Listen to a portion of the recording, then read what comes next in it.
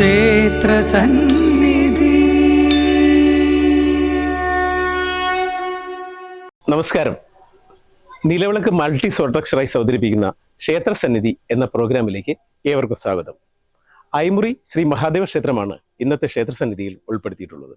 ക്ഷേത്ര സന്നിധി.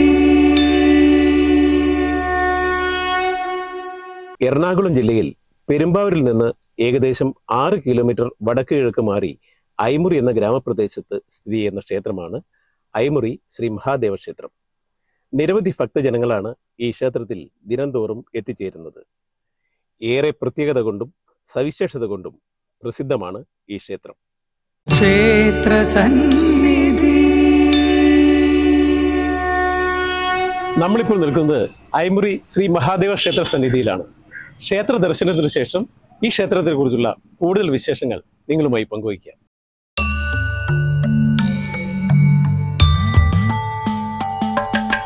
ക്ഷേത്ര സന്നിധിയിലമരുന്ന ഭഗവാനും ഭഗവതിയും സദാസമയവും അനുഗ്രഹം ചൊരിയുന്ന സദാസമയവും അനുഗ്രഹം ചൊരിയുന്ന ക്ഷേത്ര സന്നിധി.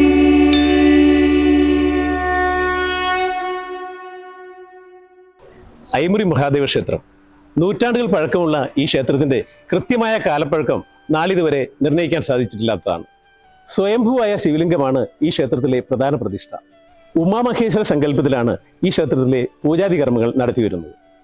അർജുനന് പാശുപതാസ്ത്രം നൽകി സർവസന്തുഷ്ടഭാവത്തിൽ മഹാദേവൻ പ്രിയപത്നിയായ പാർവതിയോടൊത്ത് ഈ ക്ഷേത്രത്തിൽ കൊടികൊള്ളുന്നു എന്നുള്ളതാണ് വിശ്വാസം.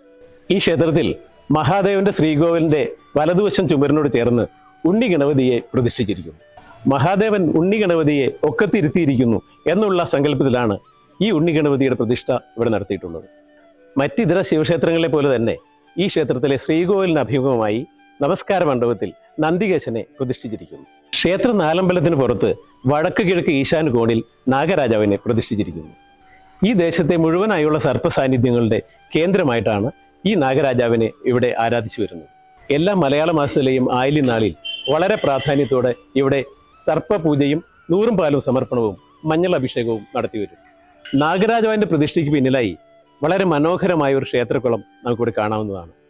ഈ ക്ഷേത്രക്കുളത്തിലെ ജലത്തിന് തീർത്ഥ സ്വഭാവമുള്ളതായി ദേവപ്രശ്നത്തിൽ വെളിവായിട്ടുള്ളതാണ്.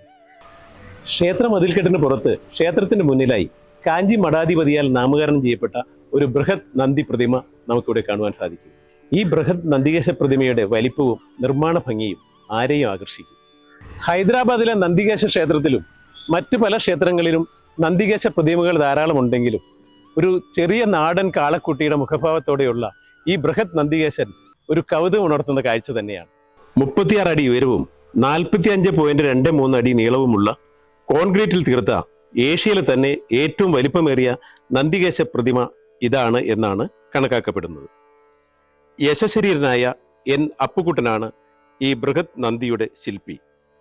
2011 ഈ നന്ദികേശന്റെ പ്രതിമയുടെ നിർമ്മാണം അദ്ദേഹം ആരംഭിക്കുകയും 2012 ഈ അലങ്കാര പ്രതിമയുടെ നിർമ്മാണം അദ്ദേഹം പൂർത്തീകരിക്കുകയും ചെയ്തു. ഈ ക്ഷേത്രത്തിന് ഒരു അലങ്കാരം എന്ന നിലയിലാണ് എൻ അപ്പുക്കുട്ടൻ എന്ന ശില്പി ഈ ബൃഹത് നന്ദിയുടെ പ്രതിമ രൂപകൽപ്പന ചെയ്തിരിക്കുന്നത്. അദ്ദേഹത്തിന്റെ ആഗ്രഹപ്രകാരമാണ് ഈ ശില്പം ഈ ക്ഷേത്രത്തിന്റെ മുൻപിൽ നിർമ്മിക്കപ്പെട്ടത്. ഈ ബൃഹത് നന്ദികേശൻ ഒരു അലങ്കാര പ്രതിമയായതിനാൽ ഈ നന്ദികേശന് ഇവിടെ ആരാധനയോ നേദ്യങ്ങളോ നടത്താറില്ല. എന്നാൽ മഹാദേവന്റെ ശ്രീകോവിലിന് മുമ്പിൽ നമസ്കാര മണ്ഡപത്തിൽ മഹാദേവന് അഭിമുഖമായി ഇരിക്കുന്ന നന്ദികേശന് നിത്യേന പൂജയും നേദ്യങ്ങളും നടത്തിവരുന്നു. ആ നന്ദികേശനുമുണ്ട് മറ്റൊരു പ്രത്യേകത. ക്ഷേത്ര സന്നിധി. സാധാരണ ശിവക്ഷേത്രങ്ങളിൽ ശ്രീകോവിലിന് നേർരേഖയിൽ ശിവന് അഭിമുഖമായാണ് നന്ദികേശന്റെ സ്ഥാനം. എന്നാൽ ഈ ക്ഷേത്രത്തിൽ മഹാദേവന്റെ ശ്രീകോവിലിൽ നിന്നും മഹാദേവന്റെ ഇടത്തോട്ട് വളരെ നീങ്ങിയാണ് നന്ദികേശൻ ഇരിക്കുന്നത് എന്നുള്ള പ്രത്യേകത കൂടി ഈ ക്ഷേത്രത്തിനുണ്ട്. രാവും പകലും ശിവഭഗവാൻ ധാരയിൽ നീരാടി നിൽക്കുന്നു എന്നുള്ള പ്രത്യേകത കൂടി ഈ ക്ഷേത്രത്തിനുണ്ട്. ഒരു നാൾ സിദ്ധനായ നന്ദനാർ ഇതുവഴി പോയ സമയം വഴിയരിയിൽ നിന്ന് ഭഗവാനെ തൊഴുതു എന്നും, എന്നാൽ നന്ദനാർക്ക് നന്ദിയുടെ വിഗ്രഹം മൂലം ഭഗവാനെ നന്നായി ദർശിക്കാനാവില്ല എന്ന് മനസ്സിലാക്കിയ നന്ദികേശൻ ഭഗവാനിൽ നിന്നും അല്പം ഇടത്തോട്ട് നീങ്ങിയിരുന്നു. എന്നുള്ളതാണ് ഐതിഹ്യം. ഈ ഐതിഹ്യ കഥയിൽ പറയുന്ന പോലെ മഹാദേവന്റെ ശ്രീകോവിലിന് അഭിമുഖമായുള്ള നമസ്കാര മണ്ഡപത്തിൽ മഹാദേവന്റെ വളരെ ഇടത്തോട്ട് മാറിയാണ് നന്ദി ഇരിക്കുന്നത് എന്നുള്ള പ്രത്യേകതയും സവിശേഷതയും ഈ ക്ഷേത്രത്തിനുണ്ട്. വർഷങ്ങൾക്ക് മുമ്പ് ഒരു ശൈവസിദ്ധൻ ഈ ക്ഷേത്രത്തിൽ വരികയും ഈ ക്ഷേത്രത്തിലെ മഹാദേവനെ വർഷങ്ങളോളം ഭജിക്കുകയും ഇവിടെ വെച്ച് സമാധിയാകുകയും അദ്ദേഹത്തിൻ്റെ ചൈതന്യം ഈ ക്ഷേത്രത്തിലെ ശിവലിംഗത്തോട് ചേരുകയും ചെയ്തു. അതുകൊണ്ട് തന്നെ ഐമുറി മഹാദേവ ക്ഷേത്രത്തിലെ പ്രതിഷ്ഠയ്ക്കും ചൈതന്യത്തിനും യാതൊരു മാറ്റവും നാശവും സംഭവിക്കുകയില്ല എന്ന് പ്രശ്നവിധിയിൽ തെളിഞ്ഞിട്ടുള്ളതാണ്. സിദ്ധനായ നന്ദനാരുടെ കാൽപാദം പതിഞ്ഞതിനാലും ശൈവസിദ്ധ ചൈതന്യം ഈ ക്ഷേത്രത്തിൽ നിലനിൽക്കുന്നതിനാലും ഈ ക്ഷേത്രവും പരിസരവും ദേവഭൂമിയായി കണക്കാക്കപ്പെടുന്നു. ഈ ദേവഭൂമിയിൽ വന്ന് ഭഗവാനെ ഭജിച്ചാൽ ജന്മാന്തര പാപങ്ങൾ തീരുമെന്നും രോഗദുരിതങ്ങൾ അകലുമെന്നുമാണ് വിശ്വാസം. എൻ്റെ പേര് പുഷ്പ എന്നാണ്. ഞാൻ ഈ നാട്ടിൽ ജനിച്ചു വളർന്നതാണ്. ഇത് ഞങ്ങളുടെ തൊട്ടയൽവക്കത്തുള്ള ഒരു സ്വയംഭൂവായ ശിവൻ്റെ അമ്പലമാണ്. ഇവിടെ ഒരുപാട് ഭക്തർ വരുന്നുണ്ട്. ഇവിടെ നമ്മൾ എന്ത് മനസ്സിൽ വിചാരിച്ചിട്ട് ഇവിടെ വന്ന് തൊഴുതാലും അതിൻ്റെ അനുഗ്രഹം നമുക്ക് കിട്ടുന്നുണ്ട്. ഒത്തിരി ദൂരെ നിന്ന് പോലും ഇവിടെ ആൾക്കാർ വരുന്നുണ്ട്. എല്ലാവർക്കും ഭയങ്കര വിശ്വാസമാണ് ഇവിടെ. എൻ്റെ ശരിക്കും ജന്മസ്ഥലം അടൂരാണ്. പക്ഷെ ഞാൻ ഗുജറാത്തിലായിരുന്നു സെറ്റിൽഡ് ആയിട്ട്. കല്യാണം കഴിഞ്ഞ് ഇങ്ങോട്ട് വന്നതാ. അന്ന് മുതലേ ഞാൻ ഈ അമ്പലത്തിൽ സ്ഥിരം വരുന്നത്. ഇവിടെ വരുമ്പോൾ ഒരു പോസിറ്റീവ് ഫീലിംഗ് ആണ്. പിന്നെ മനസ്സിന് ഒരു സന്തോഷം കിട്ടും. ഞാൻ കല്യാണം കഴിച്ചിട്ടാണ് ഇങ്ങോട്ട് വന്ന മുതൽ ഞാൻ ഈ അമ്പലത്തിൽ സ്ഥിരം വരാറുണ്ട്. ഞങ്ങളുടെ അടുത്ത് തന്നെ ഈ അമ്പലം. പിന്നെ ഞങ്ങൾ ഈ ക്ഷേത്രത്തിൽ നമ്മൾ എന്തെങ്കിലും മനസ്സിൽ ദുഃഖമൊക്കെ വരുമ്പോൾ മനസ്സിൽ ഭഗവാനെ വിചാരിക്കുമ്പോൾ തന്നെ അതിൻ്റെ നമുക്ക് കിട്ടാറുണ്ട്. അത്രയും സന്തോഷമുണ്ട് ഇവിടെ വരുമ്പോൾ. ഞാൻ ഇവിടെ എറണാകുളത്തായിരുന്നു. എറണാകുളത്തു നിന്ന് ഇവിടെ വന്നിട്ട് 2-3 വർഷമാകുന്നു. വന്ന് എനിക്കിവിടെ ആഗ്രഹിച്ചൊക്കെ സാധിച്ചു തന്നു. എൻ്റെ കൊച്ചു കുട്ടികളുടെ കൊച്ചുമക്കളെ 2 പേരുടെയും കല്യാണം നടന്നു.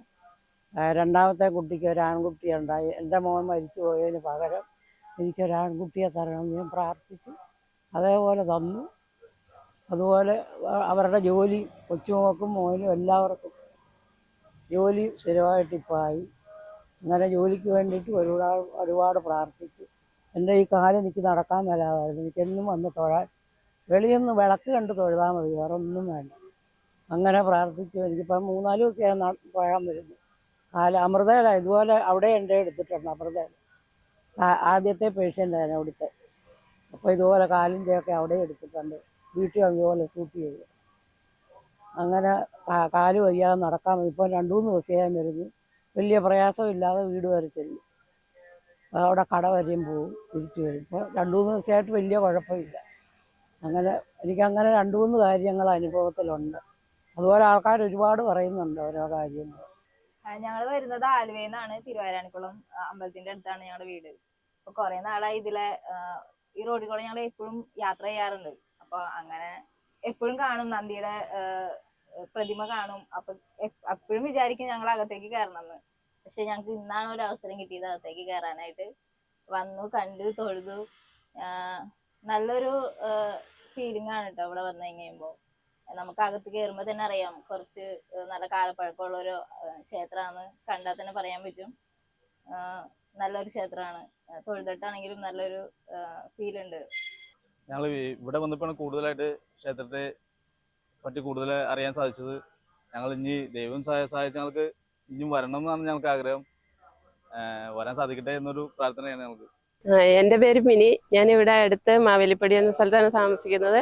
ഞാൻ ഈ ക്ഷേത്രത്തിൽ എല്ലാ ദിവസവും തന്നെ വരാറുണ്ട്. എനിക്ക് വിശ്വാസമുള്ളൊരു ക്ഷേത്രമാണ്.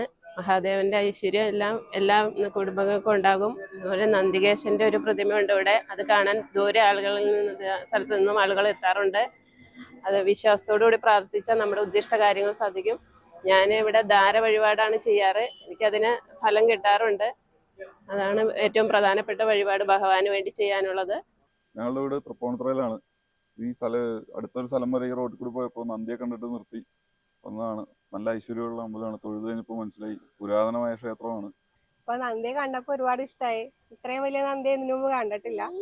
ഭഗവാൻ അനുഗ്രഹിച്ച ഒന്നും കൂടി വരണം. അഭിഷേക പ്രിയനാണ് മഹാദേവൻ. ഐമുറി മഹാദേവ ക്ഷേത്രത്തിൽ ഭഗവാൻ അഭിഷേകത്തിന് ഉപയോഗിക്കുന്ന ജലം, പനിനീര്, എണ്ണ എന്നിവ ശുദ്ധമായത് മാത്രമാണ് ഉപയോഗിക്കുന്നത്. നാഗരാജാവിന് മഞ്ഞൾപ്പൊടി അഭിഷേകം ചെയ്യുന്നതിനും ശുദ്ധമായ മഞ്ഞൾപ്പൊടിയാണ് ഉപയോഗിക്കുന്നത്. അതായത് റെഡിമെയ്ഡ് ഉൽപ്പന്നങ്ങൾ ഒന്നും തന്നെ ഈ ക്ഷേത്രത്തിൽ ഉപയോഗിക്കുന്നില്ല എന്നുള്ള പ്രത്യേകത കൂടി ഈ ക്ഷേത്രത്തിനുണ്ട്. ഹരഹര മഹാദേവ പാർവതീപതേ നമഃ. ഈ ക്ഷേത്രം അയമനം ദേവസ്വം ട്രസ്റ്റ് എന്ന പേരിൽ അറിയപ്പെടുന്നു. ഈ ക്ഷേത്രത്തിന്റെ ഊരാഴ്മാവകാശം മടത്തേത്ത് കുടുംബം ആണ്. പിന്നെ ഇവിടുത്തെ പ്രധാന വഴിപാടെന്ന് വെച്ചാൽ ധാര വെള്ളനേദ്യം. ഇവിടെ മോക്ഷപ്രാപ്തി കൊടുക്കുന്ന ദേവനായിട്ടാണ് സങ്കല്പം. അങ്ങേയറ്റം അവശതയായി കിടക്കുന്ന ഭക്തന്മാർക്ക് ധാരയും വെള്ളനേദ്യവും നടത്തിയാൽ ഒന്നുകിൽ മോക്ഷം അല്ലെങ്കിൽ പുനർജീവനം, അങ്ങനെയുള്ള സംവിധാനമാണ് ഈ ക്ഷേത്രത്തിലുള്ളത്. പിന്നെ ഉമാമഹേശ്വരി പൂജ ഇവിടെ പ്രസിദ്ധമാണ്. പിന്നെ ഇവിടുത്തെ ഉത്സവം ശിവരാത്രിയാണ്. പൂജാ സമയം കാലത്ത് 6 മുതൽ 10-10:30 വരെ. വൈകുന്നേരം ദീപാരാധന മാത്രമേ ഉള്ളൂ. ധനുമാസത്തിലെ തിരുവാതിര, വൈക്കത്തഷ്ടമി, മാസ തിരുവാതിര, പ്രദോഷം ഇതൊക്കെ ഇവിടെ വിശേഷ ദിവസങ്ങളായി ആചരിച്ചു വരുന്നു. മേടമാസത്തിലെ മകയിരം നാൾ കലശവാർഷികമായി ആചരിച്ചു വരുന്നു. ഐമുറി മഹാദേവ ക്ഷേത്രത്തിലെ ഉത്സവം ശിവരാത്രി നാളിലാണ് നടത്താറുള്ളത്.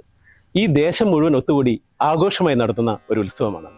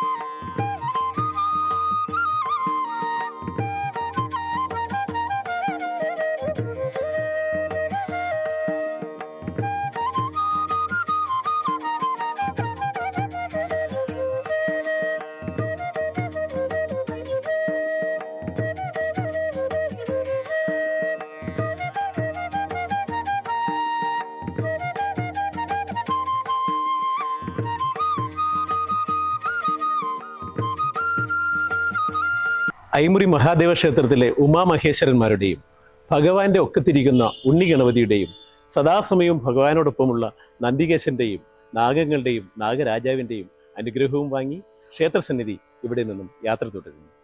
നിലവിളക്ക് മൾട്ടി സോർട്ടക്സ് റൈസ് ക്ഷേത്രസന്നിധിയുടെ പുതിയ വിശേഷങ്ങളുമായി വീണ്ടും കാണാം. നന്ദി, നമസ്കാരം.